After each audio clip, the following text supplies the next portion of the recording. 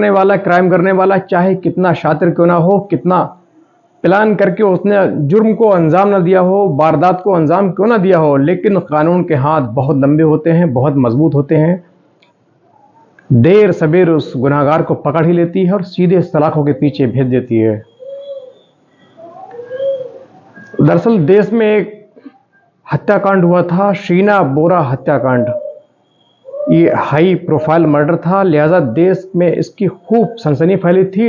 इसको बहुत ज़्यादा बड़े स्तर पर मीडिया कवरेज मिली थी, पूरे देश में सनसनी फैली थी। इस हत्याकांड देश के सबसे चर्चित हत्याकांडों में से एक था शीना बोरा हत्याकांड। दरअसल जो शीना बोरा हत्याकांड था वो अप्रैल 2012 में किया गया था, लेकिन किसी को इस हत्याकांड की खबर नहीं थी, भनक नहीं थी, पुलिस को पता नहीं था, पुलिस के पास कोई कंप्लेंट थी नहीं। महीने बीत रहे थे, फिर साल बीतने लगे, 3 सालें लगभग इस हत्याकांड को हो गई, लेकिन किसी को उस शीना बोरा हत्याकांड के बारे में कानो कान खबर नहीं थी। जिन लोगों ने इसको अंजाम दिया था उनके अलावा किसी को भी इस हत्याकांड की भनक नहीं थी। लिहाजा पूरा ये केस दब चुका था और जो कातिल थे, जो हाई प्रोफाइल कातिल, जिनकी देश विदेश तक पहचान, वर्ल्ड की सबसे ज़्यादा टॉप 50 यानी दुनिया की 50 सबसे पावरफुल वुमेन बिजनेसमैन में जिसका 41वां यानी 41 जो नंबर था, 41वां नंबर था, उस महिला द्वारा इस हत्याकांड को अंजाम दिया गया था। वो सब आराम से घूम रहे थे, किसी को इसकी फिक्र नहीं थी। पूरा केस लगभग ठंडा पड़ चुका था। अब वक्त आता है जून 2015। मुंबई पुलिस कमिश्नर राकेश मारिया का आप में से बहुत लोगों ने नाम सुना होगा।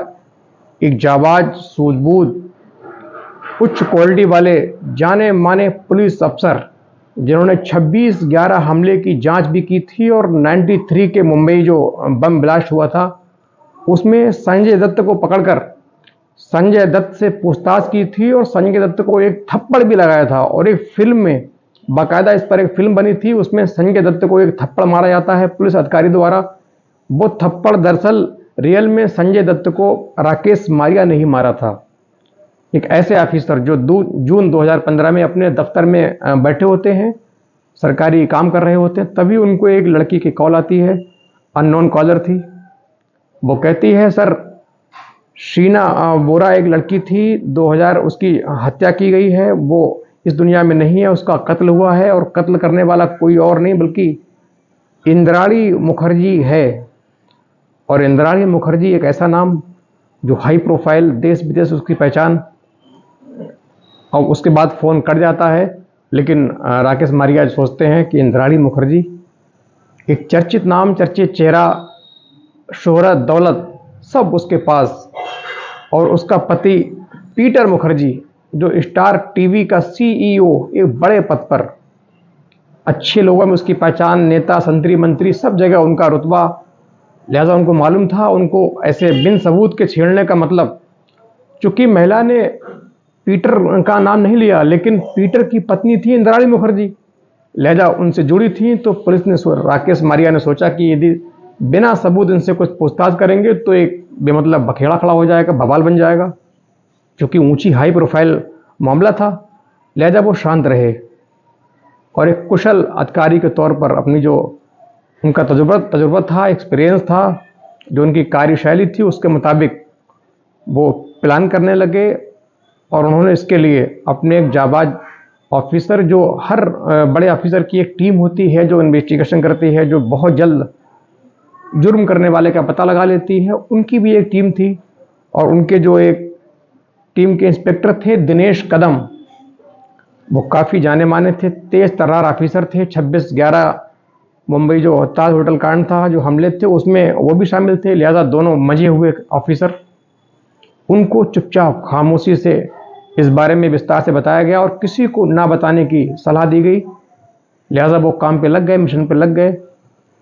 और सबसे पहले वो पहुंचते हैं मुंबई की जो तमाम पुलिस स्टेशन है, उसमें शीना नाम की कोई जो गुमशुदगी है उसके बारे में पता करते हैं। चूँकि जो शीना बोरा की जो कातिल का नाम दिया गया था कालर द्वारा, इंद्राणी मुखर्जी, उसका घर खार पुलिस स्टेशन में आता है। तो लिहाजा खार पुलिस स्टेशन में ही सबसे पहले ये पता किया गया कि क्या कभी शीना नाम की लड़की की गुमशुदगी यहाँ कभी दर्ज हुई थी, मिसिंग की रिपोर्ट कभी यहाँ दर्ज हुई थी। तो वहाँ से पता किया, तो वहाँ से पता चला कि यहाँ किसी शीना नाम की लड़की की गुमशुदगी कभी दर्ज ही नहीं हुई। लिहाजा पुलिस के हाथ वहाँ सफलता लगी। लेकिन चूंकि दोनों मजे हुए ऑफिसर थे, उनको ये उत्सुकता थी, जिज्ञासा थी कि ये जो लड़की है इसका कत्ल अगर हुआ है तो उसको सामने लाया जाए, उसके जो कातिल हैं उसको सलाखों के पीछे भेजा जाए। लिहाजा दोनों इस मिशन पर काम करने लगे। तमाम खुफिया सूत्र लगाए गए, मुखबिर को इस काम पर लगाया गया। तभी उनको पता लगता है कि उस वक्त इंद्राणी मुखर्जी के यहाँ एक ड्राइवर था 3 साल पहले।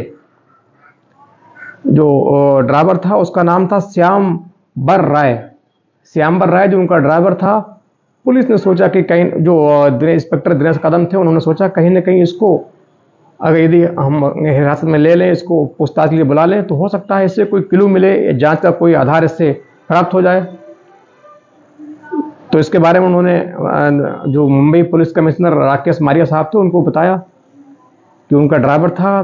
तो उन्होंने कहा अगर यदि इसको सीधा पकड़ोगे, उठाओगे, तो सीधा जो इंद्राणी मुखर्जी हैं, यदि उन्होंने कत्ल किया है तो वो एकदम सावधान हो जाएंगी। चूंकि उस वक्त इंद्राणी विदेश में थी, देश से बाहर थी, तो लिहाजा इसको गिरफ्तार करने का प्लान बदला गया। इसको यदि गिरफ्तार करेंगे और यदि कातिल हुई इंद्राणी मुखर्जी और ये श्याम बहादुर कत्ल में शामिल हुआ, तो इंद्राणी देश लौटने के, इंद्राणी की मुखर्जी जो है उसके देश में लौटने के चांसेस कम होंगे। वो देश नहीं लौटेगी डर की वजह से, गिरफ्तारी की वजह से। लिहाजा चुप रहे और इंद्राणी के वापस आने का इंतज़ार किया गया। और जून 2015 में इंद्राणी जो है इंडिया लौटती है। पुलिस अधिकारियों को पता लग जाता है। उसके बाद अब शुरू होता है कि श्यामबर राय को किस तरह गिरफ्तार किया जाए। तो उसको पुलिस अपनी तरीके से, अपनी प्लानिंग के तहत किसी तरह गिरफ्तार कर लेती है। उसको सीधे पुलिस स्टेशन लेकर के आती है, वहाँ उससे पूछताछ होती है, उससे पूछताछ की जाती है।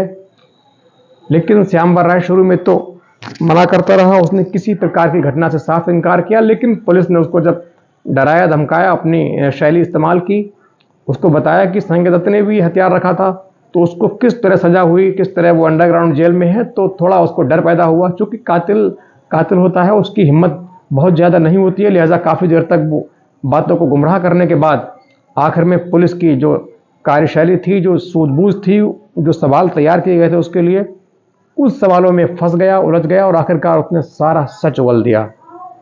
और सच के मुताबिक उसने बताया कि 24 अप्रैल 2012 को इंद्राणी मुखर्जी, उसका एक सहयोगी पूर्व पति खन्ना और खुद श्यामबर राय, इन लोगों ने शीना की हत्या की। हत्या करके मुंबई से दूर 103 किलोमीटर की दूरी पर रायगढ़ एक जगह है, वहाँ ले जाकर के पहले शव को जलाया, फिर कुछ अवशेषों को मिट्टी में दबा दिया और वापस आ गए।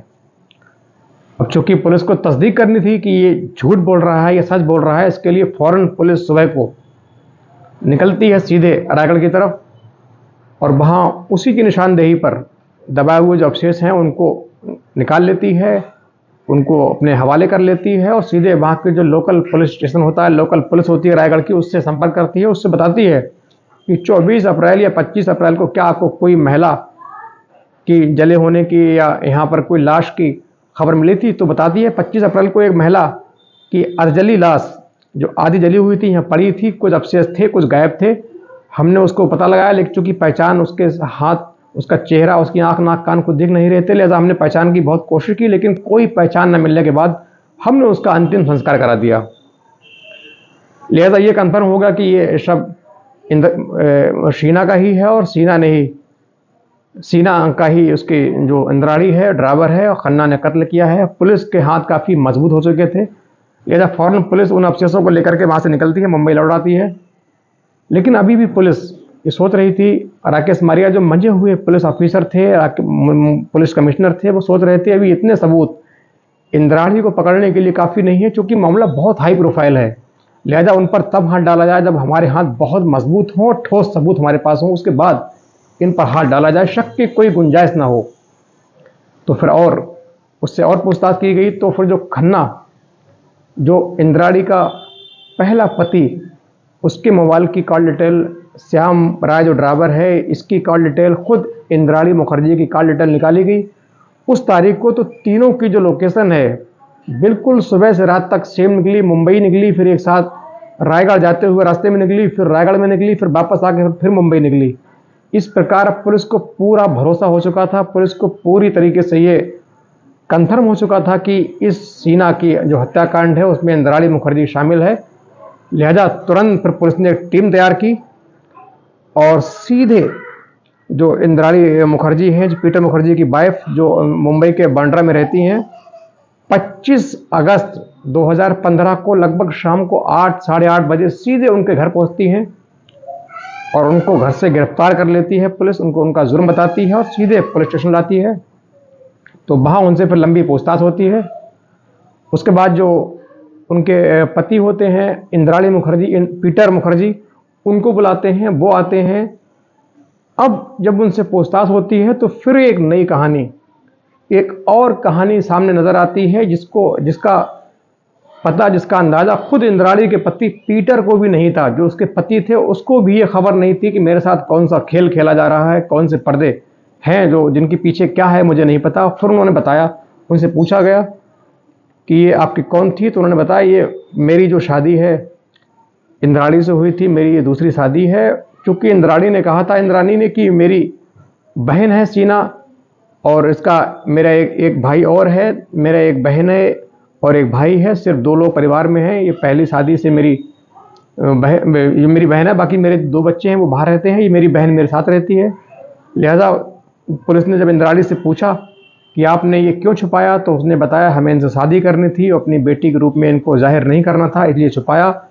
चूँकि जो इंद्राणी है, जो शीना थी, उसको मारने जो कातिल इंद्राणी थी, वो चूंकि शीना है इसकी सगी बेटी थी, लेकिन इसने अपने पति को उसकी एक बहन के रूप में परिचय कराया कि ये मेरी बहन है, लिहाजा इसको साथ रखिए। फिर वो मुंबई, पहले इसका जहाँ घर है, आसाम में घर है इंद्राणी का, वहाँ से सीधे मुंबई आती है, साथ में रहती है। कुछ दिन बाद अलग फ्लैट ले लेती है, फिर अलग फ्लैट लेकर के वो मेट्रो में जॉब करने लगती है। अब इंद्राणी ने उसको बताया पीटर को, ये मेरी बहन है, बहन के रूप में परिचय दिया, तो उसको अब तक बहन के बारे में ही पता था। उसके बाद सीधी, और इंद्राणी की जो एक्चुअली जो इंद्राणी थी उसकी ये तीसरी शादी थी, पीटर की दूसरी, बल्कि अगर वैसे कहें तो इंद्राणी की चौथी शादी थी। क्योंकि पहली उसने जो जिससे शख्स से संपर्क में आई थी उस शख्स उसके साथ वो लिव इन में रही थी, शादी नहीं की थी, उसी से 2 बच्चे पैदा हुए, एक मिखाइल, दूसरी शीना बोरा। मिखाइल बोरा, शीना बोरा, ये इसके जो पहला शख्स था जिसके साथ लिव इन में रही थी, उससे 2 बच्चे पैदा हुए थे। उसके बाद उसने 2 शादियां और की जिसमें एक से बच्चे नहीं हुए, और एक तीसरा पति जो था, तीसरा था, उसके साथ एक बेटी है विधि, और चौथे, कानूनी तौर पर तीसरे लेकिन वैसे चौथे पति हैं पीटर मुखर्जी। इनकी ये शादी थी दूसरी। इनकी पहली पत्नी थी शबनम, उनसे 2 बच्चे हुए। 2 बच्चों के नाम थे राहुल मुखर्जी और रॉबिन मुखर्जी। अब चूंकि जो राहुल रॉबिन थे वो भी मुंबई ही रहते थे, इधर शीना का इनके यहाँ आना जाना था। तो जो शीना बोरा है देखने में बहुत खूबसूरत थी, बहुत सुंदर थी। लिहाजा जो पीटर का पुत्र होता है राहुल, राहुल जो होता है, इसकी नज़दीकियां शीना से बढ़ने लगती हैं। शीना के साथ उसको दोस्ती हो जाती है, धीरे धीरे उनके बीच प्रेम हो जाता है, इश्क हो जाता है। चूँकि राहुल को पता था कि जो शीना है ये हमारी सौतेली माँ की बहन है, लेकिन फिर भी प्यार करने लगते हैं और दोनों शादी का मन बना लेते हैं। दोनों के बीच शादी करने की जो है प्रक्रिया शुरू हो जाती है। लेकिन ये बात जैसे ही इंद्राणी को पता लगती है वो भड़क जाती है, उसका खून खोल जाता है। चूँकि उसको मालूम था ये मेरी बेटी है और ये जो राहुल है पीटर का बेटा है। चूँकि दोनों का रिश्ता है वो सौतेले भाई बहन का है, लिहाजा शादी संभव नहीं है, और शादी होगी तो फिर इनकी यहाँ शादी होगी तो फिर हमें और दिक्कत होगी। तो इसलिए उसने उनको धीरे धीरे बहुत समझाया, मना किया कि ये शादी ठीक नहीं है, तुम्हारा प्यार ठीक नहीं है, आप और कहीं शादी करो, एक दूसरे को भूल जाओ। लेकिन वो दोनों एक दूसरे में इतने खोए थे, उनकी मोहब्बत में इतने गिरफ्त थे, उनकी मुलाकातें बाहर लगातार हो रही थी, दोनों एक बहुत गहरे प्रेम में बन चुके थे। रेस्टोरेंट में, होटल्स में, मॉल्स में उनकी मुलाकातें हो रही थी लगातार। लॉन्ग ड्राइव पर घूमते, दोनों की नज़दीकियाँ बढ़ रही थी, मोहब्बत गहरी हो रही थी, लिहाजा दोनों ने साथ रहने का फैसला किया और शादी करने की बात सोची। और जब इंद्राणी को पता लगी तो इंद्राणी ने पूरा विरोध किया, शादी के खिलाफ थी, लेकिन दोनों को समझा रही थी, लेकिन दोनों नहीं मान रहे थे। उनके ऊपर मोहब्बत का जुनून सवार था, भूत सवार था। लिहाजा अब इंद्राणी को ये बिल्कुल पता लग गया था कि ये समझाने से मानने वाले नहीं हैं, ये समझाने से नहीं मानेंगे, ये शादी करके ही रहेंगे। इसीलिए उसने खौफनाक प्लान तैयार किया, बहुत खौफनाक उसने प्लान बनाया। उसने इंद्राणी जो महिला है, उसकी बेटी सीना है, सीना को रास्ते से हटाने का प्लान बनाया, उसको मारने का प्लान बना लिया।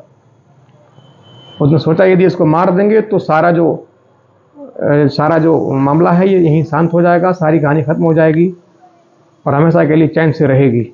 लिहाजा उसने शीना को जो है एक दिन फ़ोन किया और उससे कहा, बेटा घर आओ, हम तुम्हारी शादी, तुम्हारा प्यार मंजूर है, हम आपके दोनों की शादी करवाएंगे।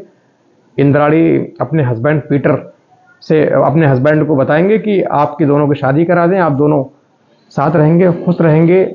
बहुत सारे उसको लालच दिए गए। उसके बाद सीधे इंद्राणी खुशी खुशी इंद्राणी के पास शीना पहुंचती है और उसके बाद बैंड्रा में अपने घर के बाहर एक जगह पर उससे मिलती है, उसको अपनी कार में बैठाती है, जिसमें पहले से ही ड्राइवर आगे बैठा होता है इंद्राणी, और उसका पूर्व पति खन्ना पीछे होता है और पीछे ही वो शीना को बैठा लेते हैं और एक प्लान के तहत पहले से तैयार की हुई पानी की बोतल जिसमें नशे की गोलियां मिली थी, उस पानी को शीना को पीने के लिए दिया जाता है। उसके बाद शीना तुरंत कुछ मिनट के बाद बेहोश हो जाती है। जब बेहोश होती है तो ये उसको लेकर के एक अलग जगह पर पहुंचते हैं, सुनसान जगह पर पहुंचते हैं, वहां गाड़ी को रोकते हैं।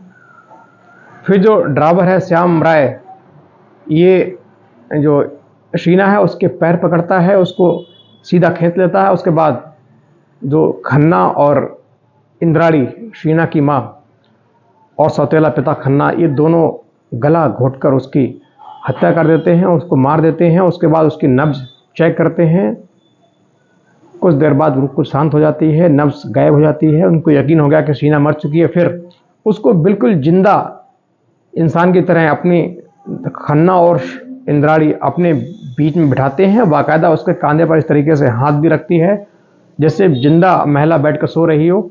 उसके बाद सीधे उसको अपने घर ले जाते हैं। चूँकि हाई प्रोफाइल फैमिली थी, अच्छा सिक्योर पूरा घर था, किसी का आना जाना था नहीं। सीधे पार्किंग में, गैरेज में गाड़ी खड़ी करते हैं, सब बाहर निकल जाते हैं और शीना की लाश जो है गाड़ी में रहती है। उसके बाद ये लोग उड़ते हैं। रात होने का, उसके बाद जब काफ़ी रात हो जाती है, अंधेरा हो जाता है, फिर सीधे गाड़ी लेकर के रायगढ़ की ओर निकलते हैं और वहाँ ले जा करके शव को पहले तेल छिड़क कर जलाते हैं। फिर जला शव, उसके कुछ अवशेष होते हैं, उठा करके मिट्टी में वहीं दफन कर देते हैं, गाड़ देते हैं। उसके बाद सीधे वहाँ से मुंबई लौट आते हैं और अपने अपने काम में खो जाते हैं। इंद्राणी अपने आराम से चैन की ज़िंदगी जी रही थी, खन्ना वहाँ से सीधा निकल जाता है। ड्राइवर भी अब नौकरी छोड़ चुका था।